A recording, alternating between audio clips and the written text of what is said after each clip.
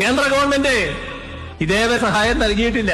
ഇവിടെ പ്രധാനമന്ത്രി സന്ദർശിച്ച് അദ്ദേഹം തിരിച്ചു പോയതിനു ശേഷം അദ്ദേഹത്തെ ഞാൻ പോയി കണ്ടിരുന്നു.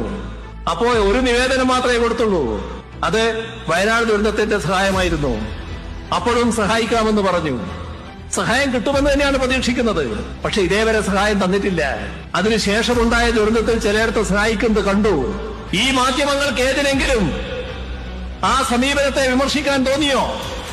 എന്തേ അതിനെക്കുറിച്ച് പറയാൻ മടി? നിങ്ങൾ ഈ നാടിന്റെ ഭാഗമല്ലേ? നാടിനു വേണ്ടിയല്ലേ ശബ്ദമുയർത്തേണ്ടത്? നാടിന്റെ താല്പര്യമല്ലേ സംരക്ഷിക്കേണ്ടത്?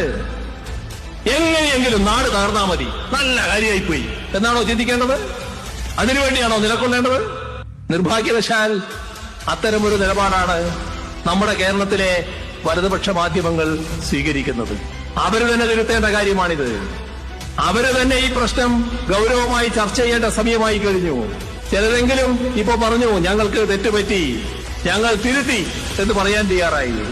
നിങ്ങൾ കൂട്ടായി ആലോചിക്കണം. മറ്റുള്ളിടത്ത മാധ്യമങ്ങൾ ആ നാടിന്റെ താല്പര്യത്തിന് വേണ്ടി നിൽക്കും. നിങ്ങൾ അതാണോ സ്വീകരിക്കുന്നത് എന്നത് നിങ്ങൾ ഗൗരവമായി ചിന്തിക്കണം.